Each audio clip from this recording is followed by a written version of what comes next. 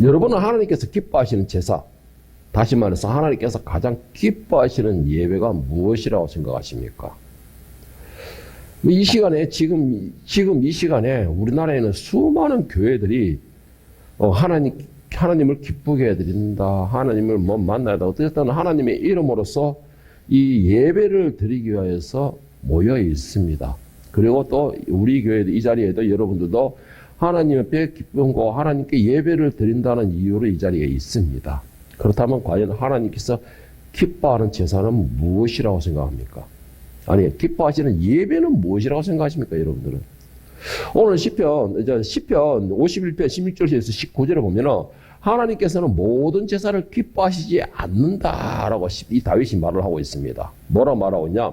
주께서는 제사를 기뻐하지 아니하시나니 그렇지 아니하면 내가 드렸을 것이라. 주는 번제를 기뻐하지 아니하시나니 하나님께서 구하시는 제사는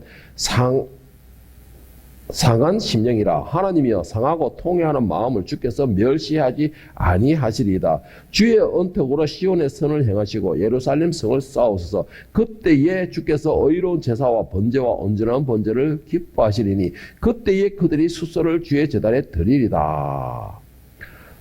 하나님께서는 모든 제사를 기뻐하지 않는다. 짐승의 제사도 모든 게 기뻐하지 않는다라고 하셨는데, 그러면 이 예배도 기뻐하지 않느냐? 그런 뜻이 아닙니다. 이 예배를 기뻐 받으시죠. 그런데 이 예배를 드리기 전에 전제가 붙어 있습니다. 뭐냐? 하나님 앞에 하나님께서 구하시는 제사는 상한 심령이다. 그리고 상하고 통회하는 마음, 이런 제사를 기뻐하신다라는 겁니다. 이런 사람의 제사를 기뻐하신다라는 것이에요. 그러니까 제사를 드리기 전에 여러분의 심령을 바로 세워야 된다라는 말입니다. 다윗은 하나님께서 모든 제사를 기뻐하지 않으신다. 그 기뻐하시는 제사는 나를 드리는 제사다. 이것입니다. 바로 나의 마음을 드리는 제사다. 이런 것이에요. 이 말에 대한 보충 설명으로 로마서 12장 1절 2절에서는 하나님이 기뻐하시는 제사를 설명하고 있습니다. 그러므로 형제들아, 내가 하나님의 모든 자비하심으로 너희를 권하노니 너희 몸을 하나님이 기뻐하시는 거룩한 산 제물로 드리라. 이는 너희가 드릴 영적 예배니라. 너희는 이 세대를 본받지 말고 오직 마음을 새롭게 함으로 변화를 받아 하나님의 선하시고 기뻐하시고 온전하신 뜻이 무엇인지 분별하라. 자, 바울사도는 뭐라고 말하고 있냐? 하나님의 모든 자비심으로 너를 권하니 너희 몸을 하나님이 기뻐하시는 거룩한 제사로 드리라. 저는 이 말씀을 어떻게 하느냐? 그렇다고 우리를 불태워 주겠냐? 아니요. 우리 자신을 희생하라는 것입니다. 그럼 어디에 희생을 하죠? 예배에 희생하고 있잖아요. 아니에요. 이런 희생이 아니에요. 여러분의 형제를 위하여서, 여러분의 이웃을 위하여서, 여러분의 원수를 위하여서 사랑하고 섬겨주고 베풀어주는 그런 희생을 말하는 것입니다. 이런 희생을 드리는 사람의 제사를 하나님이 기뻐하신다는 것이에요. 이게 되어야 된다는 것입니다. 저는 이 마음에서 여기서 탁 걸리는 것이에요. 과연 우리 교회는 이것이 되고 있을까? 이런 제사를 드리고 있을까? 그러면서 2절은 뭐라 했습니까? 너희는 이 세대를 본받지 말고 세상 사람들이 흘러가는 제사 방식을 배우지 마세요. 제사라는 것이 뭐예요? 꼭 이것만 제사가 아니에요. 세상 사람들이 살아가는 그 모습, 그 마음, 그 삶을 본받지 말라는 것입니다. 오직 마음을 새롭게 함으로 변화를 받아 하나님은 선하시고 기뻐하시고 온전하신 뜻이 무엇인지를 하나님 뜻을 구별하십시오. 하나님 뜻을 분별하도록 하세요. 하나님 뜻을 분별하는 게 뭐예요? 내 희생이에요. 내가 먼저 희생하는 것, 내가 먼저 사랑하는 것이고 내가 먼저 베푸는 것입니다. 내가 은혜를 베푸는 것이에요. 그 사람의 외모나 언어나 행동이나 그 사람의 눈에 보이는 것으로 판단하는 것이 아니고 그 사람이 어떤 모습을 가지고 있든 그걸 떠나가지고 제발 하나님의 마음으로 하늘에 계신 너희 아버지가 온전하신 것 같이 너희도 온전하라 했습니다. 하늘에 계신 너희 아버지가 거룩한 것 같이 너희도 거룩하라 하셨어요. 모든 사람들이 자신이 드려지는 예배는 하나님 기뻐 받으시는 제사라고 하고 있어요. 그러면서 온갖 혈기를 다 내고 하고 싶은 거 다 하고 소리 내고 싶은 거 다 내고 자기 원하는 성격대로 다 하고 그러면서 자기가 드려지는 예배가 하나님이 기뻐 받으시는 예배라는 것입니다. 여러분 그게 맞을까요? 그게 맞을까요?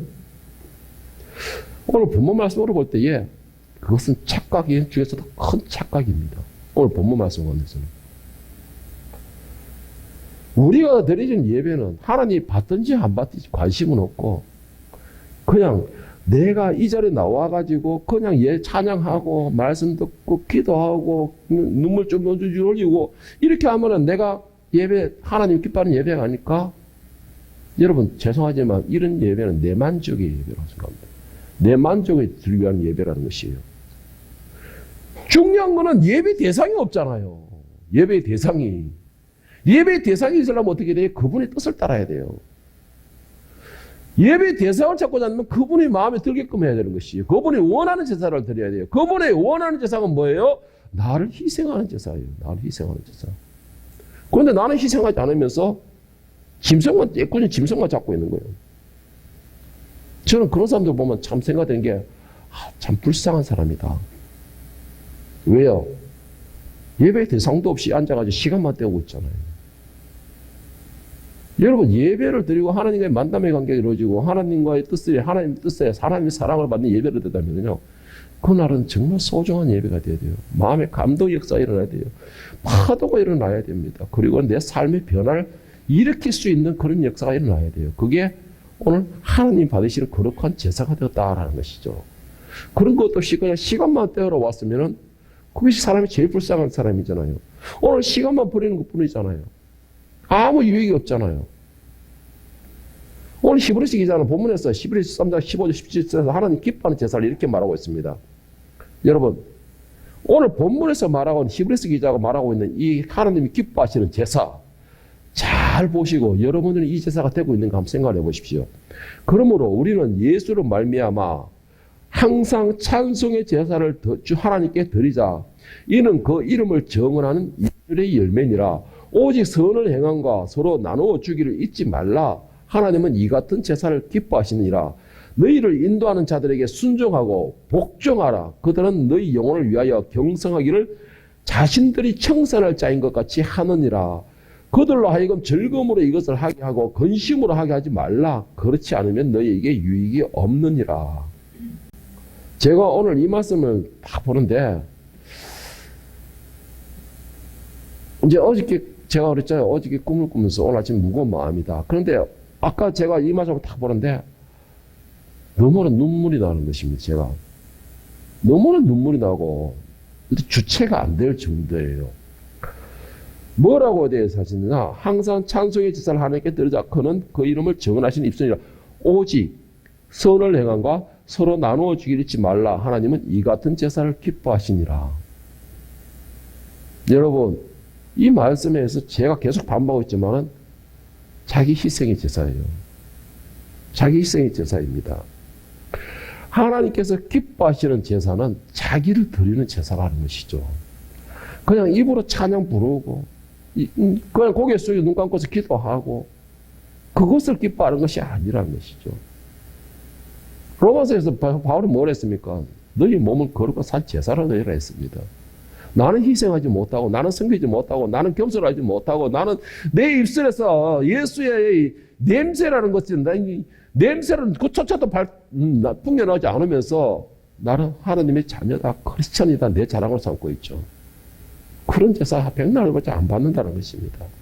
자 그러면 하나님께서 기뻐하시는 제사는 무엇일까요? 그것을 정리해주면 첫 번째는 항상 찬송하는 것이 기뻐하는 제사다라고 말하고 있습니다. 찬송하는 것이. 오늘 15절에 보면 그러므로 우리는 예수로 말미암아 항상 찬송의 제사를 하나님께 드리자. 이는 그 이름을 정언하는 입술이라. 우리가 입으로만 크리스찬입니다. 입으로만 나는 예수님 믿습니다.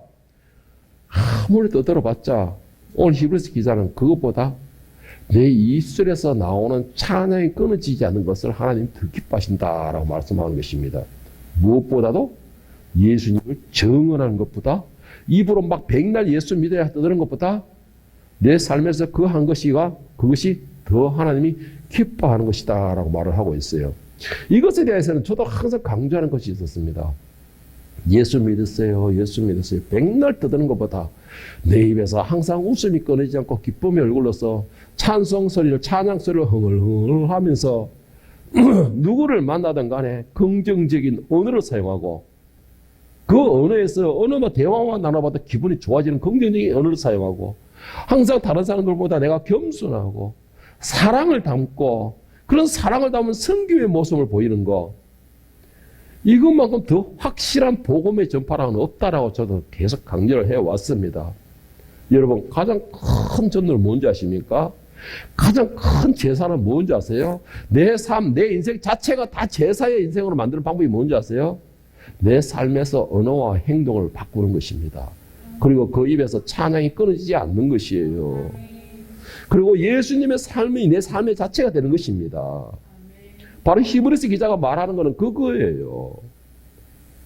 제발 교회 안에서만 내가 예수님 믿는 사람처럼 교회 안에서만 거룩한 척 교회 밖에 나가면은 내 마음대로 내가 살아라 하는 그런 거 하나님 보시기에는 구역질 난다고 할 거예요. 구역질 난다고. 가증스럽다라는 것이죠. 교회 안에서만 찬양 부르고 교회 안에서만 기도하고 밖에 나가서 내 고집과 내 성격과 내 하고 싶은 거 내 뜻대로 다 하고 싶은 거 다 표현하면서 절대로 남에게 지기를 싫어하고 대화에서는 항상 부정적인 언어가 비판적인 언어가 율법적인 언어만 나오면서 그러면서 교회 안에만 거룩한 척 하는 거 하나님 그거 보시면 뭐라고 할까요? 나는 예수 믿습니다. 나는 하나님의 사람입니다. 하나님의 자녀입니다. 나는 하늘의 사람입니다. 배우느라 소용없습니다. 배우느라 소용없어요. 여러분 찬양은 뭔지 아세요? 찬양은 우리들의 특권이라고 저는 말하고 싶습니다. 찬양은 우리들의 특권이라고 말하고 싶어요. 시편 115편 17절 18절에 보면 찬양할 수 있는 것이 얼마나 큰 은혜인가를 말하고 있는데 죽은 자들은 여호와를 찬양하지 못하나니 적막한 데로 내려가는 자들은 아무도 찬양하지 못하리로다. 우리는 영원부터 영원까지 이제부터 영원까지 여호와를 송축하리로다. 할렐루야. 여러분 내 삶에서 항상 찬양을 흥얼흥얼 해보세요. 유행가를 흥얼흥얼 보다 가요를 흥얼흥얼 보다 찬양의 소리를 늘 흥얼흥얼 해보세요. 그 찬양이 나를 역사시킵니다. 찬양은 어미 기도를 했어요. 그 찬양을 내 입에서 늘 흥얼흥얼 해보세요. 그럼 내 얼굴이 바뀌어버립니다. 찬양을 내 입에서 흥얼흥얼 해보세요. 내 마음이 바뀌어버려요. 그런데 우리는 왜 찬양이 정말 입에서 나오기가 힘들죠? 내가 백날 크리스찬이라도 예수님 교회 다니는 사람이라도 들어봤자 그 사람의 삶에서 나오지 않으면요 그 사람 누구도 인정해주지 않아요. 그러나 내가 늘 찬양을 내 입에서 흥얼흥얼 이끌어지지 않게 해보세요. 그 찬양이 나를 생활을 변화시킵니다. 생활을 변화시켜요. 긍정적인 생활로 변화시킨다는 것이죠. 긍정적인 생활을 변화시킨다는 게 내 언어도 바뀌어버리게 만드는 것입니다. 내 생각도 바뀌어버리게 만드는 것이에요. 그래서 시편 115편의 기자는 말하기 뭐라 했냐? 찬양은 살아있는 사람만의 특권이라는 것입니다. 왜? 살아있는 사람 찬양 부를 때 그 찬양이 역사가 일어나기 때문이에요. 여러분 이 특권을 평소에도 누려보기를 간절히 축원합니다. 자, 두 번째 기뻐하는 것은 뭐냐? 선을 행하는 것이 기뻐하는 제사라고 했습니다. 선을 행하는 것. 참 이 선을 행한다는 게 참 여러분 이게 뭔가 어려워 보이는데 뭐 잘 안 되는 것 같은데 우리가 아무리 입을 떠든다 하더라도 내 행함이 없다면은요 그 사람의 믿음은 헛된 것이라고 말하고 있습니다. 아무리 내가 입을 떠든다 할지라도 내가 베푸는 행함이 없이는요 그 사람의 전도 아무도 가치를 나타내지 못하고 듣는 사람들은 이거 마음의 변화를 일으킬 수가 없다라는 것이에요. 히브리서 오늘 본문에서 7절 8절에도 보세요. 하나님의 말씀을 너희에게 일러주고 너희를 인도하던 자들을 생각하며 그들의 행실을 결말을 주의 있게 보고 그들의 믿음을 본받으라. 예수 그리스도는 어제나 오늘이나 영원토록 동일하시니라. 본받으십시오. 말씀의 역사가 일어날 수 있게 하세요. 어떻게? 내가 행함으로. 뭐를 행하느냐? 선을 행하세요. 자비를 베푸세요. 은혜를 베푸세요. 오늘 일부 예배 때는 과부처럼 내가 은혜를 먼저 베푸세요. 내가 나만 돌아가지고 버리다시피 주는 거는 누구나 다 합니다. 누구나 다 해요.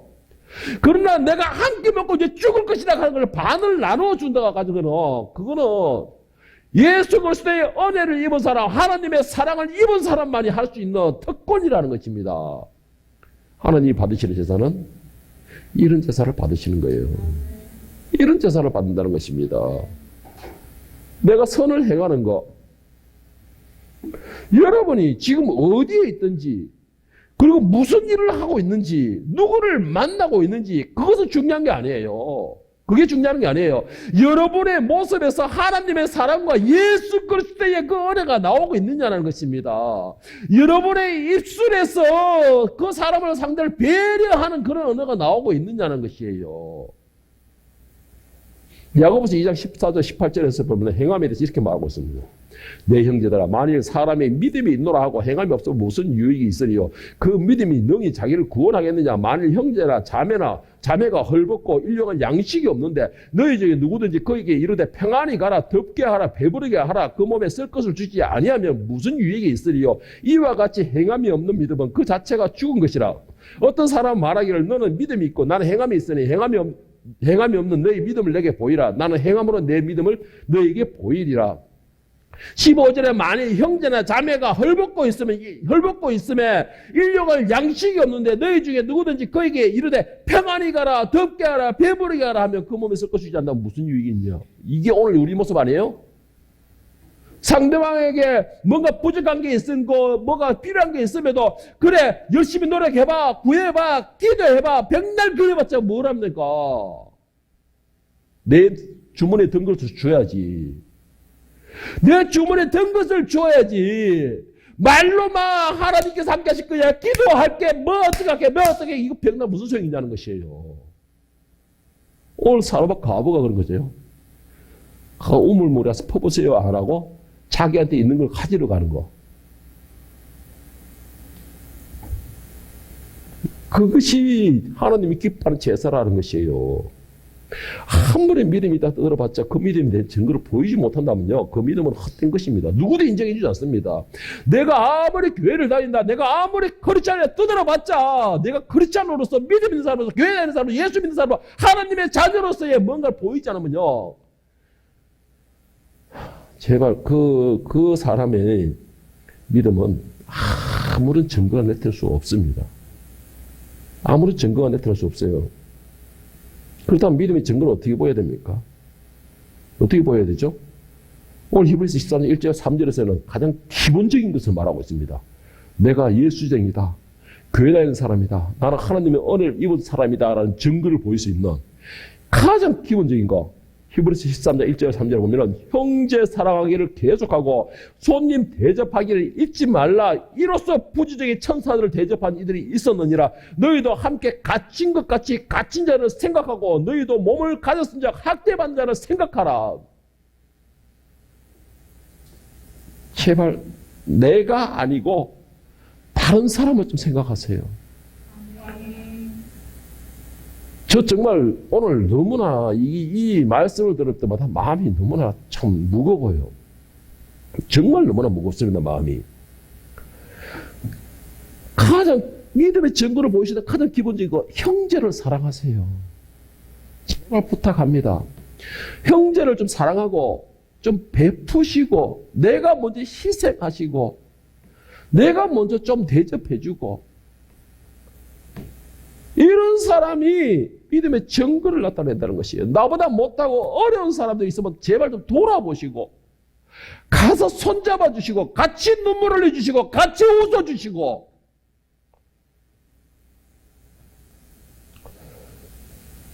나의 도움이 필요한 사람에게는 무조건 손을 내밀어 주라.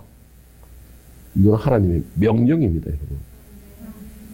나의 도움이 필요한 사람에게는 무조건 가서 손을 내밀어 주고 나눠주고 베풀어주고, 이건 하나님의 명령입니다. 왜요? 그 가운데에 하나님이 나의 도움을 받고 이제 어떻게 하겠어요? 뭐라고 했습니까? 손님 대접하지 잊지 말라. 이로써 부지정의 천사들을 대접한 이들이 있었으니. 내가 무심코 나는 불쌍해서 도움을 필요할 것을 도움을 주었을 뿐인데, 그 사람이 너무 답답해서 나는 그 대화의 상대로 그냥 덜어줬을 뿐인데, 나는 그 사람 앞에서 그냥 어깨만 토닥토닥 해주고 같이 울어줬을 뿐인데, 그 상대가 예수님인지 누가 알아요? 그 상대가 하나님인지 어떻게 알아요? 제가 일부 예배도 그랬습니다. 하나님이 어디에서 어떻게 어떤 모습으로 나타날지는 모른다고. 나는 그렇게 했을 뿐인데, 내가 예수님을 안아줬고 예수님을 다독거려줬고 예수님의 손을 잡아줬고 예수님 앞에 내가 하다못해 뭐 커피라도 사준 것처럼 그러다 보면 어떡할래요 여러분? 그것만큼 완벽한 제사가 있습니까? 나는 그 사람이 너무나 안타까운 마음에 안아줬을 뿐인데 내가 예수님을 안아준 거예요. 여러분 이거 어떻게 보장할 겁니까? 그런데 우리는 너무나 그걸 쉽게 생각해버리고 있어요. 너무나 쉽게 생각하고 있습니다. 16절에 오늘 뭐라고 했습니까? 오직 선을 행함과 서로 나누어 주기를 잊지 말라. 하나님은 이 같은 제사를 기뻐하니라. 선을 행함과 나누어 주기를 잊지 말라. 하나님의 자녀로서 그리스도의 피로서 거듭난 사람으로서 이것은 정말로 중요합니다. 우리의 믿음을 보여줄 수 있는 방법이기 때문입니다. 우리의 믿음을 보여줄 수 있는 방법이에요. 선을 행하는 것과 서로 나눠주기를 잊지 말라. 얼마나 이거 어떤 방법이 있겠습니까? 평소에 내 입에서 찬양의 소리가 끊어지지 않고 찬양을 계속 부르다 보니까 내 마음은 늘 기쁨이 넘치고 그러다 보니까 얼굴에 너무나 화려하게 빛이 바바박 나오게 되고 내 행동에서 자비와 공률이 행동이 되지 않는다면요. 그 입술에 찬양이고 뭐고 어묵은 모든 것이 다 어떤 기준으로 세요? 하나님은 영광을 가리는 행동밖에 되지 않아요. 저게 입술로는 항상 찬양을 부르고 입술로는 뭐 예수님 부르면서 어찌 자비를 베푸는 거, 어찌 은혜를 베푸는 거, 나보다 힘든 사람 가서 어깨 한번 두들겨 주는 것조차 못하는 것이 무슨 찬양을 부르고 있느냐고, 무슨 하나님의 이름을 부르고 있느냐고, 그렇게 행하지도 못하면서 가장 기본적인 것이죠. 가장 기본적인 것이에요. 여러분 찬양의 입술로 계속 부르면 내 얼굴이 환해져요. 내 마음이 바뀌는 역사가 일어납니다. 내 얼굴에서 빛이 나는 역사가 일어나요. 그러다 보면 나도 모르게 그 사람 앞에 가가지고 내가 섬기고 있고 발을 닦아주는 역사가 일어나는 것입니다. 맨날 입술에 찬양을 불러도 내가 딱 가서 엎드려가 발을 닦아주고 뜯게 두들겨 주는 상황이 없이 늘 긍정적인 언어를 사용 못하고 부정적인 언어를 사용하게 되면요. 찬양이 하나님 영광 가리는 것이 돼요. 결국은. 언어부터 바뀌세요. 그리고 내가 먼저 손을 내밀어 주세요. 그리고는 냄새가 불풀 나는 거짓골이라도 가서 내가 먼저 알아주세요. 예수님이 그렇게 하셨습니다. 마지막으로 히브리서 기자는 이렇게 마무리를 하고 있습니다. 마지막에 뭐냐? 여러분의 인도자들에게 순종하라 라고 말하고 있습니다. 하나님이 기뻐하시는 제사 마지막으로 여러분이 인도자들에게 순종하십시오. 참 이것은 제가 지금 입장에서 말하기가 참 난감합니다. 지금 현재 인도자라는 게 뭐예요? 거의 대부분이 목사들이죠. 목사들 말에 순종하고 그들에게 이 순종하라 말하기가 참 어려워요. 목사들은 요즘 개차반들이 너무 많기 때문에. 그러나 인도자는 꼭 목사만 있는 건 아닙니다. 목사만 있는 것이 아니에요. 여러분에게 말씀을 전해주는 사람이나 여러분의 영적 지도자들에게는 순종하라는 것이에요. 왜 그 이유가 뭐냐고 17절 말씀에 하기를 너희를 인도하는 자들에게 순종하고 복종하라. 그들은 너희 영혼을 위하여 경성하기를. 경성이라는 것은 책망하고 이끌어주고 다듬어준다. 이 말입니다. 그 사람을 위해서 책망하고 이끌어주고 이렇게 한다는 거예요. 경성하기를 자신들이 청산할 자인 것처럼 하느니라. 그들도 하여금 즐거움으로 이것을 하게 하고 근심을 하게 하지 말라. 그렇지 않으면 너희에게 유익이 없느니라. 다시 말해서 여러분을 위해 기도하고 염려하는 사람을 맡고 그 사람들의 말을 듣고 순종하라는 것이에요. 오늘 이 17절 말씀을 세 번역에서 이렇게 해석하고 있습니다. 여러분의 지도자들의 말을 고지 듣고 그들에게 복종하십시오. 그들은 여러분의 영혼을 지키는 사람들이요. 이 일을 장차 하나님께 보고 드릴 사람들입니다. 그러므로 여러분은 그들이 기쁜 마음으로 이 일을 하게 하고 탄식하면서 하지 않게 해주십시오. 그들이 탄식하면서 일을 하는 것은 여러분에게 유익이 되지 못합니다. 여기서 여러분 하나님께 보고 드릴 사람들이 있어요. 보고에 대해서 막 고다질한다 이 말이 아니에요. 그 문제가 있는 사람을 위해서 열심히 부르짖는다는 것입니다. 이거를 부르짖는다는 것이에요. 그런데 여러분 이런 게 있어요. 이 뭐냐면 마지막에 보면 그들이 기쁜 마음으로 일을 감당하게 하고 탄식하면서 하지 않게 해주십시오. 저는 이거 말을 정말 동의를 한 사람이에요. 저도 참 많은 기도를 해주고 있는데 정말 두 부류가 세 부류가 있어요. 세 부류가. 첫째로는 말이 잘 통하면서 마음이 정의하면서 정말 기도를 어떻게 해서 막 밀어주고 싶은 사람이 있어요. 그 사람이 정말 부르짖는 사람이 있습니다. 사랑으로. 그런데 어떤 사람들은 정말 기도 꽉 막히는 사람이 있어요. 대화와 하면 막 부정적이 나오고 막 엉뚱한 이야기가 나오고 이러다 보면 내 영혼이 자꾸 침체되는 느낌이라서 뭔가 그 사람의 기도가 참 안 돼요. 그리고 또 한 거는 생전 연락 없다가 몇 달, 며칠, 몇 년 만에 전화 와가지고 기도 좀 해주세요. 뭘 어떻게 기도해 주라는 거예요? 뭘 어떻게 기도해 주라는 거예요? 이런 세부류의 사람이 있어요. 그러니까 오늘 말하는 게 뭐 있어요? 그들이 그러므로 여러분은 그들이 기쁜 마음으로 일을 하게 하십시오. 탄식하게 하지 않게 해주십시오. 그래서 제가 우리 사모님도 그랬지만 내가 한번 그랬어요. 제발 내 기분을 우울하게 만들지 마, 공주들아. 내 기분을 우울하고 내가 화가 나면은 기도가 안 돼. 기도가 안 돼. 그렇게 말한 적이 있어요. 그런데 저도 인간이다 보니까는 실제로 이 말씀과 똑같아요. 저도 탄식이 되면 기도가 안 돼요. 기도가 돼도 그냥 수박 그달겠죠. 하나님 아시죠? 아시니까 넘어갑니다. 이러시게 되는 거죠. 그래 돼버린 거예요. 그런데 사랑이 가는 사람은, 관심이 가는 사람은, 보기만 연약해 보이는 사람은, 아버지, 저 연약한 놈, 저 사랑이 넘치는 놈, 육체가 연약해서 연약한 것이 아니고 스스로가 연약해지려 노력하는 놈, 저 주님 붙들어 주셔야 되잖아요. 기도 간절해져요. 정말 기도 간절해집니다. 여러분, 제발 부탁합니다. 하나님이 기뻐하시는 제사로서 여러분이 하나님과의 관계를 형성할 수 있기를 바랍니다. 특히 지도자들의 마음을 아프게 하지 마십시오. 지도자로 하여금 눈물을 흘리게 하지 마세요. 정말 이거 여러분한테 정말 절대 도움이 안 돼요.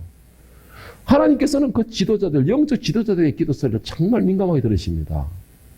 그들의 부르짖음을 극히 민감하게 들어요. 왜요? 지도자들이 하는 기도는 거의 다가 중보기도예요. 남을 위한 기도입니다. 남을 위한 기도예요. 그런 기도를 정말 절박하게 기도하니까 하나님이 안 기뻐하시겠습니까? 그런 사람들 기도를. 그런데 그런 사람들 마음에 한 탄식이 나온다면 그 사람들 그 입술이 과연 정말 탄식만큼 간절하고 참 이렇게 하나님께 자비를 구하는 기도가 되겠습니까? 오히려 저주하는 기도는 못할지라도 기도가 빼먹겠죠. 여러분, 이 영적 지도자, 이 지도자의 기도라고 하면 대표적으로 누굴 뽑을 수 있습니까? 모세의 기도를 들 수가 있습니다. 모세는 이 백성들이 이 우상을 만들어 놓고 하나님을 대적하는 것을 인하여 하나님의 진노를 얻게 됩니다. 그때 모세가 어떻게 합니까? 출애굽기 32장 31절 33절을 보면 모세가 여호와께로 다시 나아가여 여쭤오되 슬프도소이다. 이 백성들이 자기를 위하여 금신을 만들어 싸우니 큰 죄를 범하였나이다. 그러나 이제 그들의 죄를 사하시옵소서. 그렇지 아니하시면 원하건대 주께서 기록하신 책에서 내 이름을 지워버려 주옵소서. 물론 오늘날의 현대의 영적 지도자들은 이 기도가 참 잘 안 되죠. 안 되는 건 사실 인정을 합니다. 그러나 많은 아직까지 지도자들은 백성의 죄를 자신들의 허물을 여기는 사람들도 많이 있습니다. 정말 많이 있어요. 그러니까 그런 사람들의 기도, 하나님 그래서 기뻐하시는 것이에요. 그래서 하나님께서 말씀하시기를 지도자들에게 순종하라 말하는 이유가 그거입니다. 너희들을 영혼을 위해서 자기가 다 감당해야 될 것처럼, 자문서에 말한 것처럼 너희가 너희가 베풀어 봐라. 그 베푼 것을 하나님이 갚아주시는 것처럼 지도자의 이 상태는 여러분들이 문제가 있으면 그것이 자신의 문제로 여겨요. 그래서 하나님 앞에 부르짖을 때도 자신의 문제로 있는 것처럼 부르짖게 되는 것입니다. 여러분들이 힘들어하고 어려워하고 이렇게 막 힘겹게 싸우는 거 보면 너무나 안타까워하는 건 그 영혼을 지켜보고 있는 그 지도자들이에요. 그러면 하나님께 더 간절히 또 부르짖는 거예요. 이것이 지도자들의 그 마음이라는 것이죠. 자기가 감당해야 될 것처럼 여긴다라는 거예요. 그래서 하나님은 그 지도자들과 그 지도자들의 마음을 아프게 하지 말고 순종하라는 것입니다.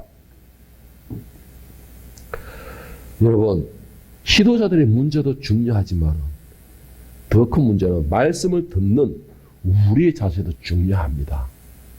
그 말씀이 선포될 때 아멘으로 받고 그 말씀에 순종하라는 것이죠. 이 말은 목사의 말에 순종하라는 게 아니에요. 목사의 말에 순종하라는 것이 아니고 목사가 전하는 그 하나님의 말씀에 순종하라는 것이죠. 그 하나님께 순종하라는 것입니다. 눈에 보이는 것으로 판단하지 마시고 제발 부탁합니다. 눈에 보이는 것으로 판단하지 마시고 하나님의 말씀을 전하는 종이기에 오늘 엘리야와 같이 정말 비쩍 말라가 거짓골로 해가지고 진짜 먹고 버치다 보다 한 대 축 치면 날아갈 것 같은 그런 인간이 와가지고 거지 같은 그런 인간이 와가지고도 하나님의 말씀으로 말을 할 때는 그 말씀을 하나님의 말씀으로 받으라는 것이죠. 그리고 그것을 내 것으로 만들어라는 것입니다. 그것은 꼭 뭐냐? 그 종을 세우신 하나님께 순종하는 것이에요. 그리고 그 종을 세우신 하나님의 말씀을 듣는 것입니다. 여러분이 이렇게 하나님이 기뻐하시는 제사를 위하여서 정말 기도하고 안타까워하고 사움할 때에 그때의 하나님의 기적은 여러분에게 일어나는 것입니다. 여러분 가장 중요한 것은 하나님께서 기뻐하시는 제사, 그것은 바로 순종의 제사입니다.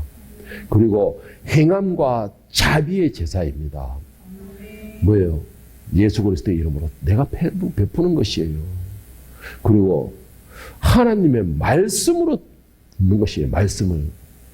저는 오늘 이 자리에 있는 저와 여러분들은 헛된 망상에 잡혀가지고 내가 옳다고 생각하는 헛된 제사, 각기 소견에 옳은 대로 행하니라, 이런 헛된 제사, 하나님이 받든지 안 받든지 관심 없고 내 만족을 위한 그런 헛된 제사, 그런 제사가 아니고 내가 먼저 순종하고 들음으로 하나님께서 원하시고 기뻐하는 제사를 드림으로 우리는 하나님의 자녀이며 말씀에 순종하는 하늘의 사람이며 하나님과의 관계를 이루고 있다라는 것을 내 모습, 내 행함으로 보여주는 그런 거룩한 하늘의 상속권자가 될 수 있기를 예수님의 이름으로 간절히 축원합니다.